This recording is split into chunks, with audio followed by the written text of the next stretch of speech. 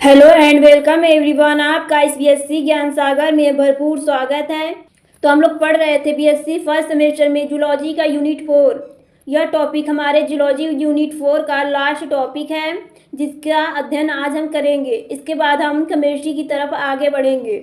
यह यूनिट समाप्त हो जाएगा तो अगले वीडियो से हम केमिस्ट्री की चर्चा करेंगे, अध्ययन करेंगे। तो आज हम देखते हैं मोस्ट इम्पॉर्टेंट वीडियो यूनिट 4 का, जो कि लास्ट टॉपिक है, सेल सरफेस रिसेप्टर। यह हमारे सेमेस्टर एग्जाम में पूछा जाने वाला टॉपिक है, जो कि शॉर्ट या लॉन्ग में भी पूछा जा सकता है या फिर वेरी शॉर्ट में भी पूछा जा सकता है। यह शॉर्ट या वेरी शॉर्ट में ही अधिकतर पूछा जाता है, सेल सरफेस रिसेप्टर। इसके अंतर्गत हम 3 टाइप्स पढ़ेंगे और बहुत ही आसान शब्दों में इस वीडियो में सेल सरफेस रिसेप्टर एंड इसके अंतर्गत जो 3 टाइप्स हैं, सेल सरफेस रिसेप्टर के अंतर्गत जो 3 टाइप हैं उनको अच्छे से अध्ययन करेंगे और बहुत ही आसान शब्दों में समझेंगे। तो इस वीडियो के लास्ट तक बने रहिए, क्योंकि ये वीडियो आप लोगों के लिए हेल्पफुल हो सकता है, आपके सेमेस्टर एग्जाम में हेल्प कर सकता है। तो हम देखते हैं सेल सरफेस रिसेप्टर क्या होता है, जिसको हम हिंदी में कोशिका सतह रिसेप्टर, सेल सरफेस रिसेप्टर को कोशिका सतह रिसेप्टर कहते हैं हिंदी में। Cell surface receptors can be classified in following 3 groups. कोशिका सतह रिसेप्टर को निम्नलिखित 3 समूहों में वर्गीकृत किया जा सकता है। जो सेल सरफेस रिसेप्टर है उसको निम्नलिखित 3 समूहों में वर्गीकृत, 3 ग्रुप में वर्गीकृत किया जा सकता है, जिसका अध्ययन हम अच्छे से करेंगे, जिसके बारे में अच्छे से चर्चा करेंगे। फर्स्ट, जी प्रोटीन लिंक्ड रिसेप्टर, जिसे हम GCPR के नाम से भी जानते हैं, जी प्रोटीन कपल्ड रिसेप्टर, जी प्रोटीन लिंक्ड रिसेप्टर भी कहते हैं। Second, enzyme linked receptor. Third, ion channel linked receptor are also called transmitter gated ion channel, जिन्हें हम ट्रांसमीटर गेटेड आयन चैनल भी कहा जाता है। जो आयन चैनल लिंक्ड रिसेप्टर, इसे हम गेट ट्रांसफर आयन चैनल भी कहते हैं। अब हम फर्स्ट पढ़ेंगे जी प्रोटीन कपल रिसेप्टर या जी प्रोटीन लिंक्ड रिसेप्टर भी कहते हैं, जिसे शॉर्ट में GPCR के नाम से जानते हैं।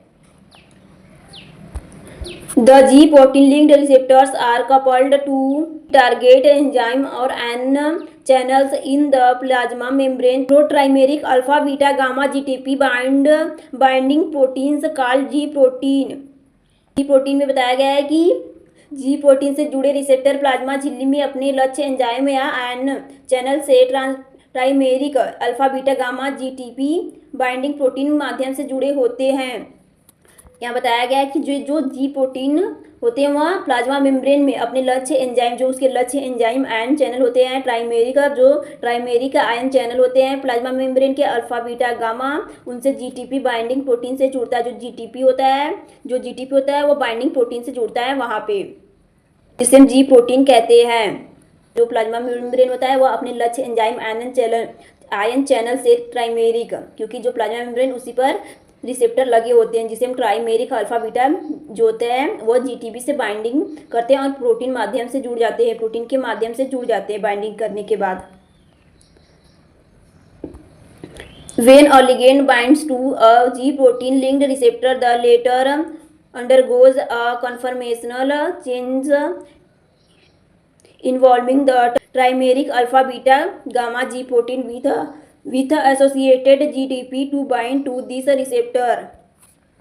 यहाँ बताया गया है कि जब कोई जी प्रोटीन ग्राही जीटीपी से जुड़ता है तो ग्राही में एक समरूप परिवर्तन होता है। जब जो प्रोटीन होगा वह कोई ग्राही से जी प्रोटीन से जुड़ेगा तो उसमें उस ग्राही में एक समरूप परिवर्तन होता है, जिससे संबंध जीटीपी वाला ट्राइमेरिक अल्फा बीटा गामा जी प्रोटीन ग्राही से जुड़ जाता है। जब कोई जी प्रोटीन जीटीपी से जुड़ता है तो उसमें समरूप परिवर्तन होता है, जिससे जो जीटीपी होता है वह ट्राइमेरिक अल्फा बीटा गामा होते हैं उससे जी प्रोटीन जुड़ जाता है। जो जीटीपी होता है वो ट्राइमेरिक अल्फा बीटा गामा जी प्रोटीन इस ग्राही से जुड़ जाता है। जो जी प्रोटीन ग्राही होता है इस प्रोटीन अल्फा बीटा से जुड़ जाता है। यहाँ बताया गया है कि जब कोई जी प्रोटीन जीडीपी से जुड़ता है तो उसमें एक ग्राही स्वरूप परिवर्तन होता है, जिससे कि जो जीडीपी होता है वह ट्राइमेरिक अल्फा बीटा गामा से जुड़ जाता है। तो जो जी प्रोटीन होता है वह जीटीपी को बाहर निकाल देता है। जी protein in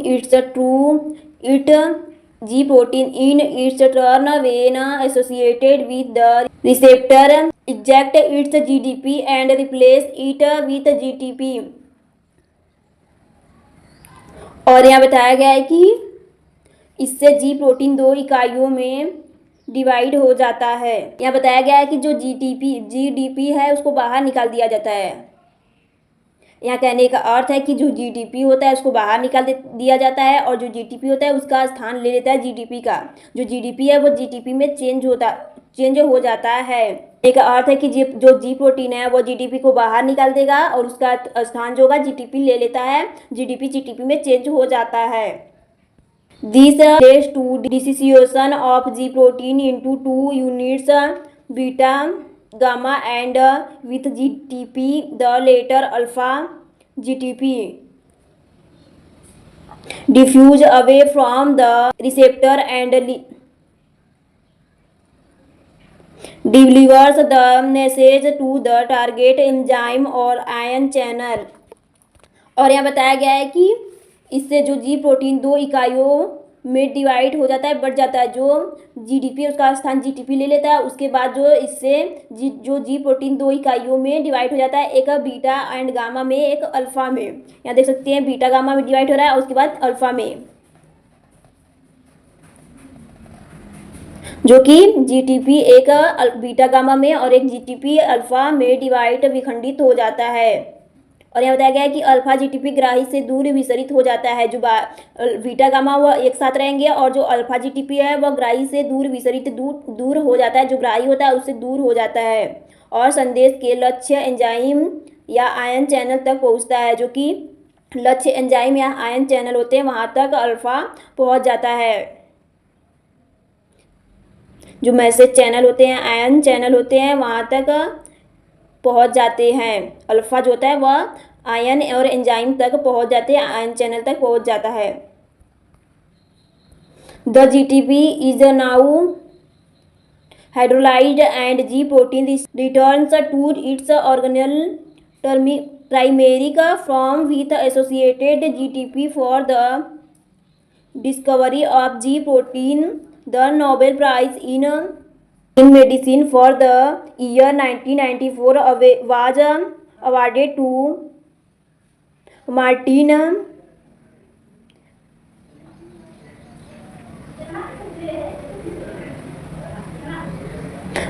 Rodwell and Arthur Gillman. GTP होता है उसका जल हाइड्रोलाइसिस हो जाता है, जल अपघटन हो जाता है। और जो जी प्रोटीन होता है वह जीटीपी सहित अपने ट्राइमेरिक जो अल्फा बीटा गामा है उसके रूप में आ जाता है। जीटीपी का जल अपघटन हो जाएगा। जो जीटीपी है उसका जल अपघटन होगा और जो जी प्रोटीन होगा अपने पूर्व अवस्था अल्फा बीटा जो ट्राइमेरिक थे उसकी अवस्था में वापस आ जाता है। 1994 ईस्वी में नोबेल प्राइज से सम्मानित किया गया था Martin Robert well and Arthur Gillman को। अब हम देखेंगे इसका डायग्राम, जी प्रोटीन कपल रिसेप्टर का डायग्राम देखेंगे। ये देख सकते हैं लूप, और इसका जो डायग्राम होता है इसमें जो 7 राउंड होते हैं इसमें इसके डायग्राम में। और देख सकते हैं अल्फा बीटा गामा जुड़े हुए हैं। देख सकते हैं यहाँ पे ये loop at eastern cellular ring region. यहाँ पर जो है यहाँ ऐसे बना है, यहाँ पर कोई भी लूप या जैसे कोई भी पार्टिकल या मॉलिक्यूल बाइंड करेगा रिसेप्टर के माध्यम से अंदर जाने के लिए। और ये एक्स्ट्रा सेल्यूलर एंड ये इंट्रा सेल्यूलर मेम्ब्रेन होते हैं। ये यहाँ जो ऐसे कर्व बना है यहाँ से कोई पार्टिकल से बाइंड कर अंदर जाएगा। यहाँ देख सकते हैं इस टर्मिनल पर, इंट्रा सेल्यूलर टर्मिनल पर अल्फा बीटा गामा जुड़ा है और जो इंट्रा सेल्यूलर पर अल्फा बीटा गामा जुड़े हैं और एक्स्ट्रा सेल्यूलर पर लूप लगा है जिसमें कोई पार्टिकल से बाइंड कर अंदर जा सकता है सेल रिसेप्टर के द्वारा। देख सकते हैं यहाँ पर अल्फा बीटा गामा लिखा हुआ है। और जो जीटीपी है वह जीडीपी में कन्वर्ट हो जाता है। इसके माध्यम से ही कोई सेल सरफेस रिसेप्टर, इसके माध्यम से ही कोई पार्टिकल्स प्रोटीन या जो आवश्यक तत्व होते हैं वह अंदर आते हैं सेल सरफेस रिसेप्टर के द्वारा ही। ये सेल सरफेस रिसेप्टर होते हैं। इसके डायग्राम से आप लोगों को समझ में आएगा कि जीटीपी का जल अपघटन होता है तो अल्फा बीटा गामा पूर्व अवस्था में आ जाते हैं, नहीं तो ये अल्फा बीटा एक साथ और गामा दूर हो जाता है। अब हम देखेंगे second, enzyme linked receptor. Enzyme linked receptors are also transmembrane proteins like the G protein linked receptors। यहाँ बताया गया है कि एंजाइम लिंक्ड रिसेप्टर भी जी प्रोटीन लिंक्ड रिसेप्टर की तरह ट्रांसमेम्ब्रेन प्रोटीन होते हैं। यहाँ कहने का अर्थ है कि जो एंजाइम लिंक्ड रिसेप्टर है वह जी प्रोटीन लिंक्ड रिसेप्टर की तरह ट्रांसमेम्ब्रेन प्रोटीन होता है। There cytosolic dominance either have an enzyme activity as in several tyrosine and serine threonine kinase or are associated directly with an enzyme as in Jack state pathway discussed in these chapters। और यहाँ बताया गया है कि उनके cytosolic domain में या तो एंजाइम गतिविधि होती है, जो उसके साइटोसोल होते हैं उसमें एंजाइम की गतिविधि होती है। जैसे एग्जांपल में बताया गया है कि टायरोसिन और serine threonine, tyrosine and serine and threonine kinase, या फिर वे सीधे किसी एंजाइम से जुड़े होते हैं जैसे जैक स्टेट पाथवे, और जिसकी जैक स्टेट पाथवे की चर्चा इस चैप्टर में की जा चुकी है। आप लोग को पता होगा कि जैक स्टेट पाथवे हम पढ़ चुके हैं। या कहने का अर्थ है कि उनके यहाँ बताया गया है कि उनके साइटोसोलिक डोमेन में आए तो एंजाइम गतिविधि करते हैं। जो साइटोसोलिक होता है उसमें एंजाइम, जो साइटोसोलिक डोमेन होता है या तो उसमें एंजाइम गतिविधि करेंगे। जैसे एग्जांपल में दिया गया है कि सेरोनिन थियोनिन टायोसिन काइनेज, या फिर वो किसी एंजाइम से जुड़े होते हैं जो किसी या फिर वो किसी एंजाइम से जुड़े रहेंगे जैसे जैक स्टेट पाथवे, जिसकी चर्चा हम इस अध्याय में कर चुके हैं। There are 5 classes of enzyme linked receptor. First chapter guanylyl cyclase catalyse production of cyclic GMP. Second receptor tyrosine kinase और RTS kinase catalyse phosphorylation of specific intracellular proteins. यह बताया गया है कि जो 5 टाइप थे उनमें फर्स्ट है रिसेप्टर ग्वानिन, चक्रीय उत्पादन करते हैं। जो रिसेप्टर ग्वानिन होती है चक्रीय उत्पादन करते हैं। सेकेंड है टायरोसिन काइनेज। सेकेंड में बताया गया है कि receptor tyrosine kinase, receptor tyrosine या आरटीएस है वह अंतःकोशिकीय प्रोटीन को फास्फोराइलेशन को उत्प्रेरित करते हैं। जो अंतःकोशिकीय फास्फोराइलेशन होता है उसको, जो अंतःकोशिकीय फास्फोराइलेशन होता है उसको उत्प्रेरित करते हैं। अब हम देखेंगे third tyrosine kinase associated receptor associated with proteins having tyrosine kinase active. Third में बताया गया कि टायरोसिन काइनेज संबंध रिसेप्टर, जो टायरोसिन होते हैं वह संबंध रिसेप्टर होते हैं। जो टायरोसिन काइनेज होते हैं वह गतिविधि वाले प्रोटीन से संबंधित होते हैं। अब हम देखेंगे 4 receptor tyrosine phosphates remove phosphate group from tyrosine. 4 में बताया गया है कि रिसेप्टर टायरोसिन फॉस्फेट टायरोसिन से फॉस्फेट समूह को हटा देते हैं। यहाँ 4 में रिसेप्टर टायरोसिन फॉस्फेट में बताया गया है कि जो टायरोसिन से फॉस्फेट समूह जुड़े होते हैं उसको हटा देता है, जो टायरोसिन रिसेप्टर होता है। अब हम देखेंगे 5 receptor serine threonine kinase catalyse phosphorylation of specific serine threonine residues of specific intracellular proteins. यहाँ 5 में बताया गया है कि रिसेप्टर सेरोनिन थियोनिन अवशेषों के फास्फोराइलेशन को उत्प्रेरित करते हैं। जो अवशेषों के फास्फोराइलेशन होते हैं उसमें उसको उत्प्रेरित करते हैं। जो सेरोनिन थियोनिन काइनेज होता है वह अवशेषों के फास्फोराइलेशन को उत्प्रेरित करते हैं, एक्टिव करते हैं। In all these cases ligand binding usually induce the receptors to dimerize, which activates the kinase domain of the receptor or an associated non-receptor protein kinase। यहाँ बताया गया है कि इन सभी मामलों में लिगेंड बंध आमतौर पर, जो लिगेंड बंध होते हैं वह आमतौर पर रिसेप्टर को द्विगुणित होने के लिए प्रेरित करते, डाइमराइज होने के लिए प्रेरित करते हैं, एक्टिव करते हैं। जो रिसेप्टर होंगे उनको द्विगुणित होने के लिए प्रेरित करते हैं। और यहाँ बताया गया है कि जो रिसेप्टर के काइनेज डोमेन या एक संबंध गैर रिसेप्टर प्रोटीन काइनेज को सक्रिय करता है, जो रिसेप्टर होंगे उसको द्विगुणित होने के लिए प्रेरित करेगा। तो जो रिसेप्टर के काइनेज होंगे, जो रिसेप्टर के काइनेज डोमेन होंगे वह गैर रिसेप्टर प्रोटीन काइनेज को सक्रिय करता है। जो गैर रिसेप्टर काइनेज होगा उसको सक्रिय करेगा। जो रिसेप्टर के काइनेज होंगे वो डोमेन या एक संबंध गैर रिसेप्टर प्रोटीन काइनेज को सक्रिय करता है। When the receptor is activated, two molecules of tyrosine kinase in dimer process phosphorylate themselves or multiple tyrosine reduce only dimerized receptors are active।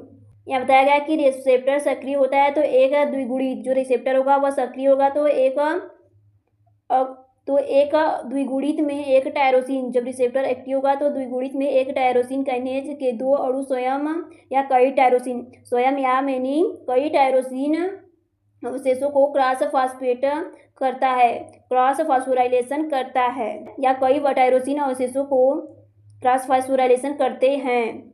केवल द्विगुणित रिसेप्टर सक्रिय होते हैं, जिससे कि केवल द्विगुणित रिसेप्टर सक्रिय होते हैं, यहाँ ब्रैकेट में बताया गया है। यहाँ कहने का अर्थ है कि द्विगुणित टायरोसिन काइनेज के दो अणु होंगे जो स्वयं या कई टायरोसिन अवशेषों को क्रॉस फास्फोराइलेशन कराएगा, जिससे कि केवल द्विगुणित रिसेप्टर सक्रिय होते हैं, यहाँ ब्रैकेट में बताया गया है। The tyrosine phosphorylate proteins are the binding site of intracellular signalling proteins which via their SH2 domains bind to specific phosphotyrosine residues. यहाँ बताया गया कि टायरोसिन फॉस्फोराइलेट प्रोटीन अंतःकोशिकीय सिग्नलिंग प्रोटीन के बंधन स्थल होते हैं। टायरोसिन फॉस्फोराइलेट प्रोटीन अंतःकोशिकीय सिग्नलिंग प्रोटीन के बंधन स्थल होते हैं। जो अंतःकोशिकीय सिग्नलिन होता है उसके प्रोटीन का बंधन का स्थल होता है। जो अंतःकोशिकीय सिग्नलिन होता है उन प्रोटीन के बंधन स्थल होते हैं जो अंतःकोशिकीय सिग्नलिन होते हैं टायरोसिन फॉस्फोराइलेट प्रोटीन में, जो अपने SH2 डोमेन के माध्यम से विशिष्ट फास्फेट टायरोसिन होते हैं टायरोसिन अवशेष से जुड़ते हैं। जिसके बाद SH2 के माध्यम से विभिन्न टायरोसिन फास्फेट से जुड़ते हैं। In this way multi protein signalling complex is activated from which the signal to the cell interior. क्या है कि इस प्रकार ही एक बहु प्रोटीन सिग्नलिंग कॉम्प्लेक्स सक्रिय होता है। मल्टीपल प्रोटीन सिग्नलिंग सक्रिय होता है जिससे सिंगल कोशिकीय आंतरिक भाग में फैलता है, जिससे कि सिग्नल कोशिका के आंतरिक भाग में फैलता है। इस प्रकार यह एक्टिव होगा। इस प्रकार एक बहु प्रोटीन सिग्नल कॉम्प्लेक्स एक्टिव होगा जिससे कि सिग्नल कोशिका के आंतरिक भाग में फैलता है। डायग्राम के माध्यम से समझेंगे हम लोग। एंजाइम लिंक्ड रिसेप्टर जो कि एंजाइम को कलेक्ट कर अंदर ले जाता है मेम्ब्रेन से, ये मेम्ब्रेन है, मेम्ब्रेन से अंदर ले जाता है। या रिसेप्टर लगे हुए देख सकते हैं, ट्रैक पी फॉस्फेट के साथ जुड़े हैं, यहाँ देख सकते हैं। ये सब एंजाइम द्वारा एंजाइम को अट्रैक्ट करेंगे, उसके बाद रिसेप्टर के अंदर ले जाएंगे। Ion channel linked cell surface receptors. Third, ion channel संबंधित कोशिका पृष्ठ अभिग्राही, जिसको हिंदी में कहते हैं ion channel linked cell surface receptor. These cell surface receptors are each linked to an ion channel, the conductance of which is modulated by the binding of an agonist or endogenous। Third में बताया गया है कि यह कोशिका पृष्ठ अभिग्राही प्रत्येक एक आयन चैनल से जुड़े होते हैं। यहाँ बताया गया है कि यह कोशिका पृष्ठ अभिग्राही जो कि प्रत्येक एक आयन चैनल आयन चैनल से जुड़े होते हैं, जो एक आयन चैनल से जुड़े होते हैं, जो पृष्ठ अभिग्राही होते हैं। Ion channel were discovered in 1950 and present a diverse family of integral membrane proteins. More the 100 types of ion channel are known, each ion channel being a single channel protein. यहाँ बताया गया है कि जिसकी चालकता किसी एंगस्ट्रॉन या प्रतिपक्षी के बंधन द्वारा नियंत्रित होती है। आयन चैनल 1950 ईस्वी में खोजा गया था और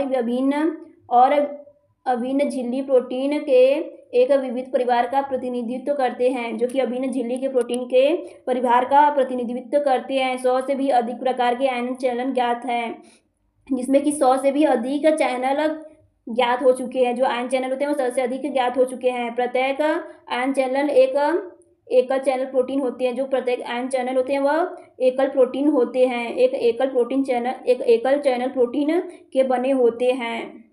These ion channels mediate ion fluxes across cellular membranes and influence a variety of essential biological processes, including the following: cell volume regulation, swimming behavior in cellular organism like paramecium, movement of stomatal।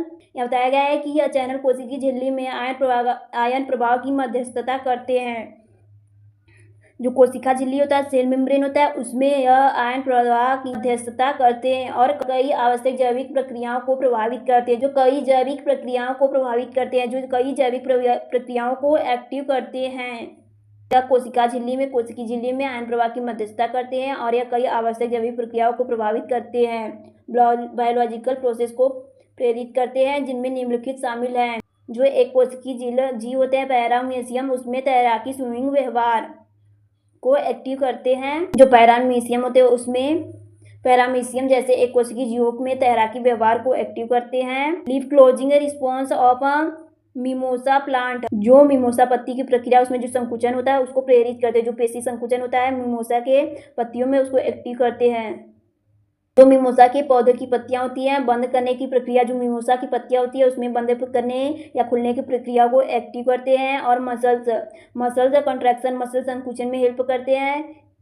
एक्सोक्रीन cell secretion और बहिस्राविक कोशिका स्राव, जो बहिस्राविक कोशिका स्राव है उसको भी active रखते हैं। Excitation of neurons for single transmission it's, और संकेत संचरण के लिए न्यूरॉन का उत्तेजना आदि, यह इन सभी प्रक्रियाओं को प्रेरित करते हैं। जैसे कि जो पैरामीशियम है उसको तैराकी में हेल्प करते हैं, एक्टिव करते हैं। जो लीफ क्लोज मिमोसा की पत्तियां उसको बंद या खुलने में और मसल के कंट्रक्शन में, बहिस्राव में और न्यूरॉन को उत्तेजित करने आदि प्रक्रियाओं में यह हेल्प करते हैं आयन चैनल रिसेप्टर जो होते हैं। In many case these biological processes depend on a flux of specific ions that are stimulated and regulated by intracellular and extracellular signals. However, all ion channels are not associated with cell surface receptors। और यहाँ बताया गया है कि कई मामलों में ये जैविक प्रक्रियाएं विशिष्ट आयनों के प्रभाव पर निर्भर करती है।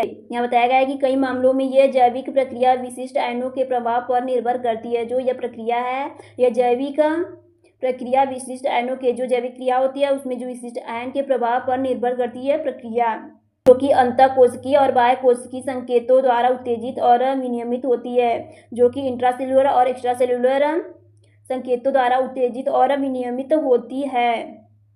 यहाँ बताया गया है कि जो सभी आयन चैनल कोशिका पृष्ठ अभिग्राही से संबंधित नहीं होते हैं। जो सभी आयन चैनल होते हैं वो कोशिका पृष्ठ अभिग्राही से संबंधित नहीं होते हैं।